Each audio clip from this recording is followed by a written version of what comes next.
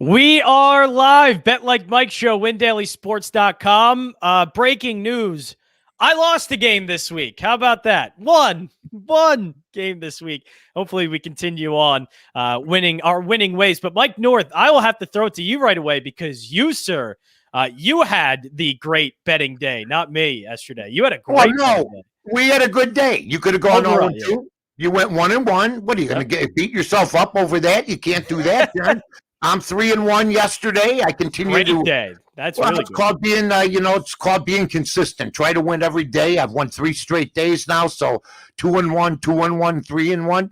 That's a lot of money. That's why you got to spread it around. Make sure you follow Win Daily Sports, and then make sure you do WinDailySports.com. Take a look. But you got it. The best 20 minutes in probably, like I've always said, the Western Hemisphere. American and history. By Guadalcanal, the area there. A big fan of the show. Big fans of the show, if you will. So we're doing great. Everything's going good. We'll have our picks in the next within 15 minutes from now. But you know what? We got a lot to talk about with my guy Johnny J. One of them is, how dare you? How dare you? What I do? I don't know what I do. Go on vacation when we're on a heater. How dare you? You thought I was going to go, good luck to you. Hope everything's well. Hope the beach house is good, or the farmhouse, or whatever house you're in. River house, yeah. The river house. I don't know. That sounds like a bar, the river house. But I'll say this. I'll be there too. Now, are you here now? Are you there now? Yes, I'm at the river house right now. Yep. Let me ask you, why can't you do the show next week from there? Well, I will be not here. I'm only at the River House for a few days. Then I'm going to Jersey. But I would just like Rockefeller. You got houses all over the place. It's everybody else's house. For some reason, people keep letting me in their houses. I don't know why. But it's working out. Never leave a heater burning. I went 1-1, so at least my heater's turned off. No. You've been on a heater. That's a bunch of crap. But no, I'm 7-1 the past 3 days. So that's you go. Bad. There you go. I never leave on a heater. I don't care. You might have to make some cancellations. I don't know what's going on here. The gamblers got to talk to you. Maybe Jason. What is this? The World Gambling Order is telling me that you can't take vacation during a heater. Is that official? First of all, it's a World Gambling Organization. Yeah. Don't worry. They have a ruling coming up on us soon. Yeah, the WGO. Yeah. I will tell you this. We're taking next week off because I said to Jace, just ask somebody else if they want to work with me. I'm a popular guy once again. Yes, you are. Jace goes, nobody. We got nobody. But he was going to ask just 1 or 2 people. They can't do it because of prior obligations. I said, forget about it. I'm taking a vacation on a heater too. But I will tweet out 1 pick a day. I think you should do. Yeah, for sure. The bet like Mike pick for the day. For sure, like you're talking to your friends on the corner. This is like me and you, 1 apiece. We're leaving on a heater here. Yeah, absolutely. And we love all the support you're all giving us. I kid you not. And we're already seeing what time do the Lakers play tomorrow. My guy is in every single chat at Win Daily Sports, giving us all the Lakers stuff. Yeah, Lakers. Well, hell with him. He's not programming the show. We'll get to him later. Yeah. Okay.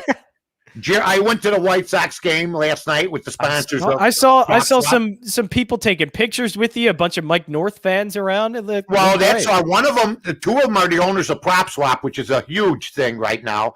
I love the fact that, and it was one of those deals where they sponsor our show on AM 1000 in Chicago, and they asked me to come out. This was my first appearance at whatever it is called now, the Cell, Comiskey Park, Low Guarantee Field, whatever it's called, where I spent my childhood as a vendor also.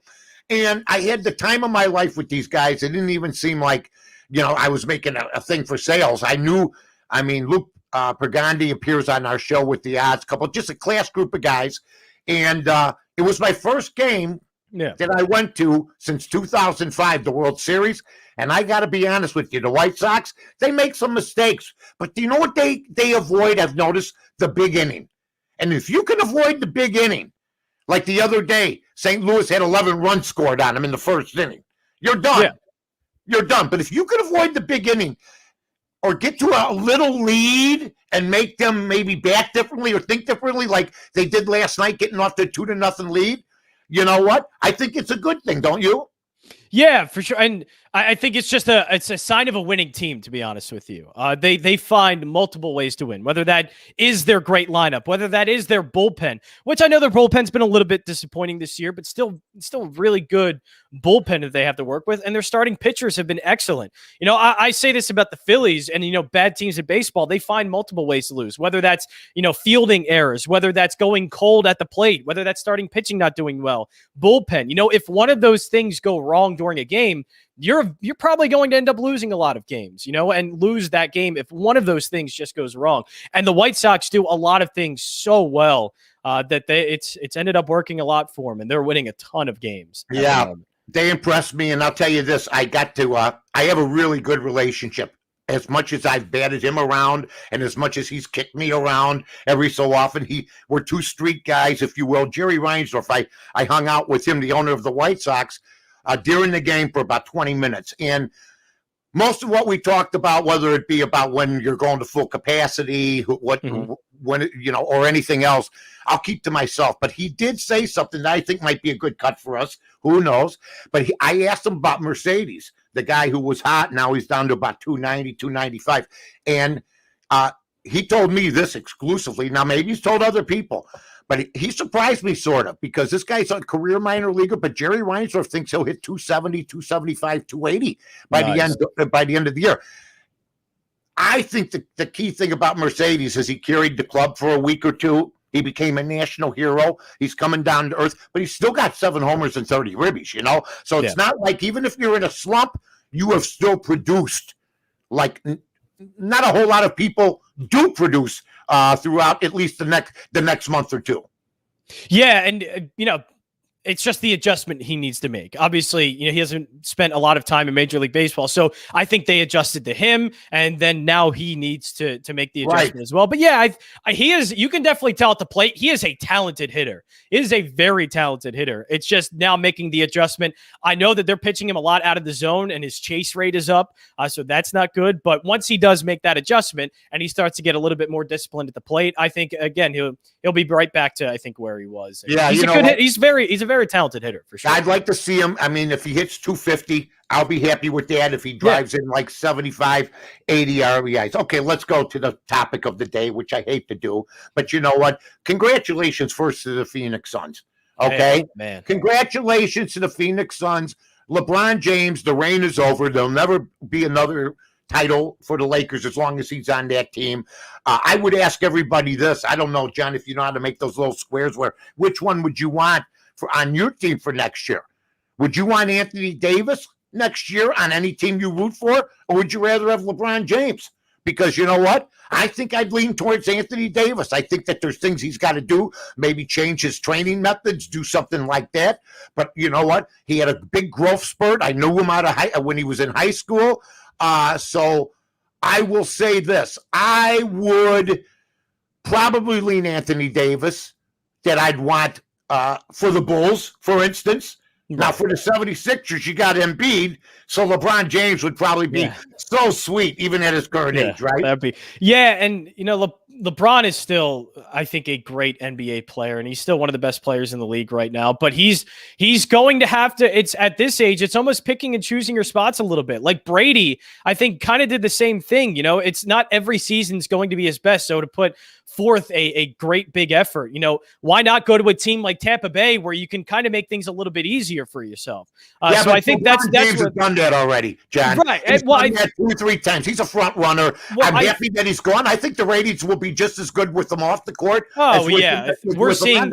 I think we're seeing the young NBA players renaissance right now. We're going to get a new NBA team that's going to win the NBA Finals. I think a new team for the past decade. I think the last team that's currently still in the playoffs that has won is the Mavericks in 2011. So we're going to see some new faces win, and we're going to see a new team win, and that's great. But LeBron, I don't know. If he can be that clear-cut number one anymore, he's going to need a lot more around him. But, of course, that's what happens when you get a little bit older. And if you look at the example of Brady, he did that, and it worked to great success. Quit comparing LeBron James to Tom Brady, please. That's disrespectful to Tom Brady. They're two of the greatest athletes in Serena Williams, LeBron James and Tom Brady are the three probably greatest athletes in my lifetime, for sure. In your lifetime. Well, Jordan's still alive, and at 60, he could put up 20. He did unfortunately, I only saw the Michael Jordan of the Washington Wizards. I unfortunately wasn't around. Kobe Bryant was better than LeBron James. Let's go on now. Let's talk about Coach K. I put out a picture today. I played in the 35 and over fantasy camp league with Michael Jordan at Bally's back in Vegas back in the day. Nice. And if you look at Twitter, folks, go to North and check it out. I had the pleasure of playing on a team of just Chicago guys. Coach K is a Chicago guy, and he picked just Chicago guys in the draft. And these guys, we had 8 teams, 9 guys. There were 2 guys missing from our picture. They didn't show up, okay? They were off AWOL already. It's Vegas.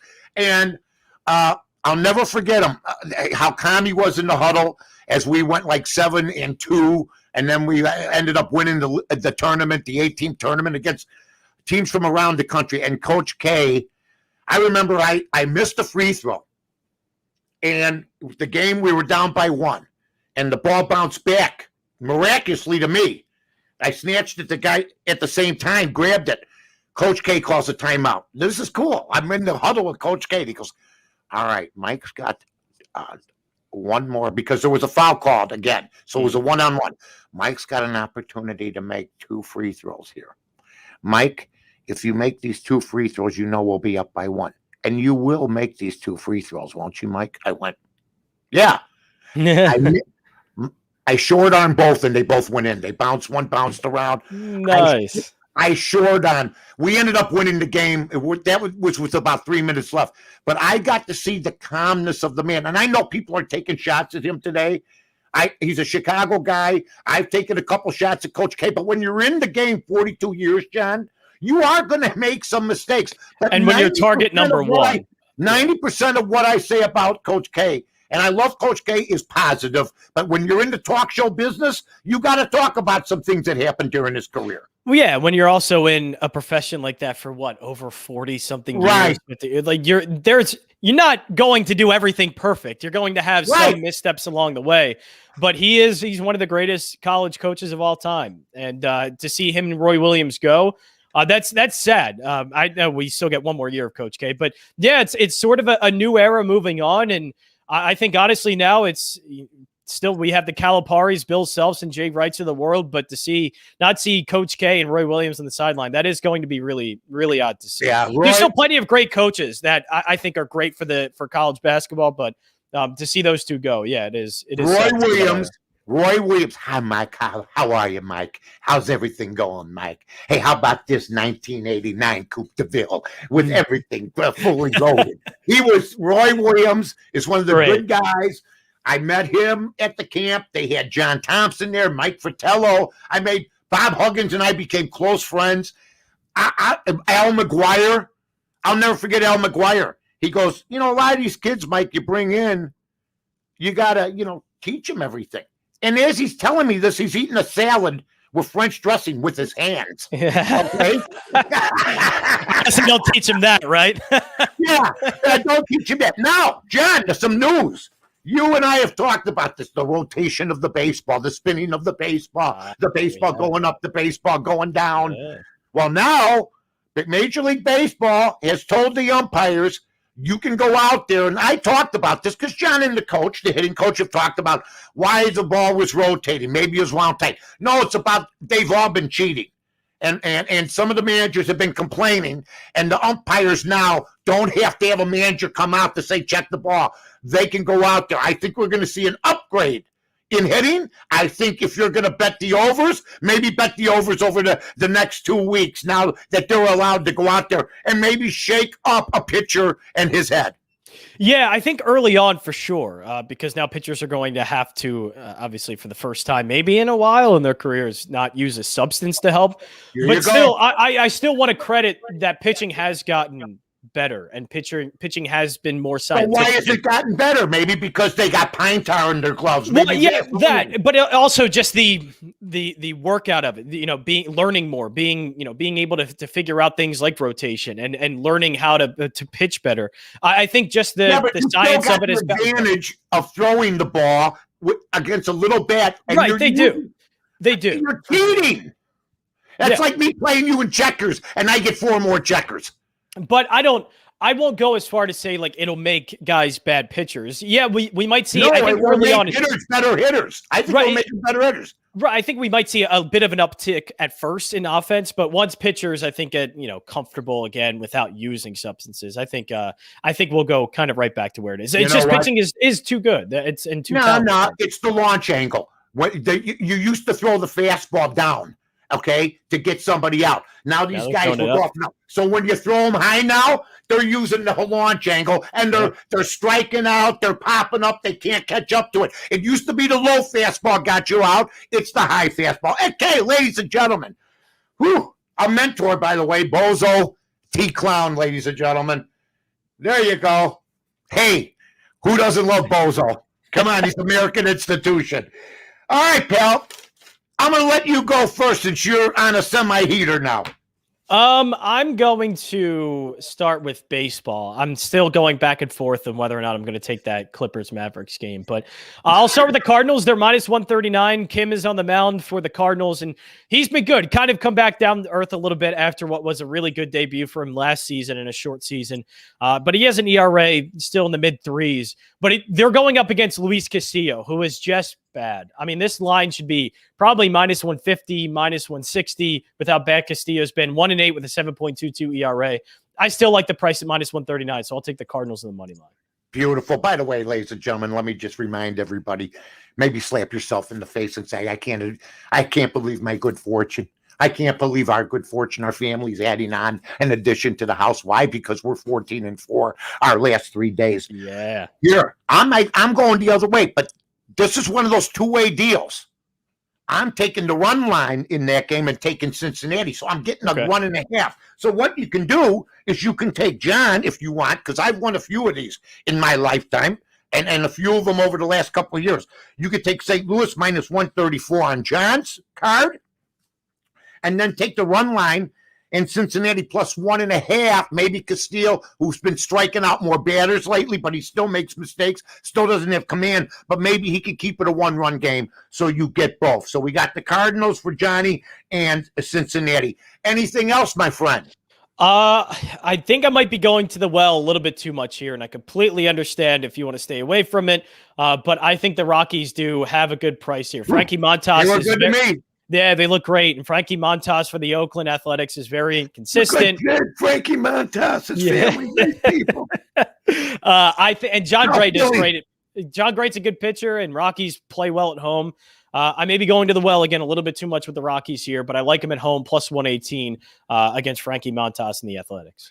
All right, and I'll tell you another thing. People are starting to get a little concerned about the Kansas City Royals. Yeah, tonight they're minus 115. We'll see how they are as a team. Shoemaker stinks, but I'm going to try.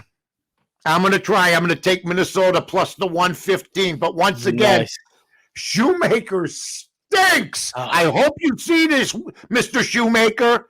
Okay? I'm sure I hope you see this. I want to win out of you. Hey, Minnesota, sooner or later, got to turn it on. I mean, it's getting serious. They're 11 games back. The White Sox aren't stopping for anybody. So you better take care of the teams that, are in front of you before you decide to even go after the Chicago White Sox, because somebody stated in the suite last night, they're basically a team with not too many flaws, the White Sox. Okay? Tim Anderson cranked a home run last night. Even Grandel hit a home run. So you better get it going. So I got Minnesota in that game, John. Nice. And last one for me, I'm going to take the Clippers. The road teams have won in all of these games, and I know that's not much to go off of, but I can't see the Clippers going down here in 6. I think they take it to 7. And I think now that they're in an elimination game and a little bit desperate, I think finally Ty Lue starts to make the adjustment and starts to really clamp down on Luka Doncic, whether he's putting Kawhi Leonard or Paul George on him. I think he has to and gets desperate enough to do it finally. Well, I'll tell you what. Go over your picks one more time for everybody, John. So I have the Cardinals minus 139 on the money line, Rockies plus 118, and I'm taking the Clippers laying the 3 points against Dallas. Yeah. All right, and I got Cincinnati on the run line plus the 1.5 at minus 170, folks. And I got Minnesota plus. This is the tough one. I didn't want to take the money line, but I'll check it out. I might play both. plus the 105. And maybe I'll take the run line on that. It shouldn't be too expensive. What do you got on the run line on that, John? For which one? Minnesota and Kansas City. The run line. You can actually get the Twins are the favorite on the run line, which is odd to see at plus 163. That's an odd run line because Minnesota is not the favorite in the game. So it's kind of odd. You know what? I'm going to stay with it. I'm going to stay with my first inclination, but that is kind of odd. Minnesota, awesome. I will be, I'll probably be 1-1 going, how stupid was I? But you know what? I stick with my system no matter what. Johnny J. He's going to be gone next week. We start to get a rapport. We start to get things in the groove. We got to hear it. Great and then the young kid goes, I want to go water skiing. I want to go to the summer home. Okay? You only get so many heaters in your lifetime. You do. Anyway, that's a good point. That is a good point. I love you, man. Have a good vacation. Thank you. Johnny promises. I'll remind him on Twitter if he doesn't. Both of us will give out a tweet a day on behalf of Bailey and Jason. All right? John, Absolutely. Take care, buddy. Bye-bye.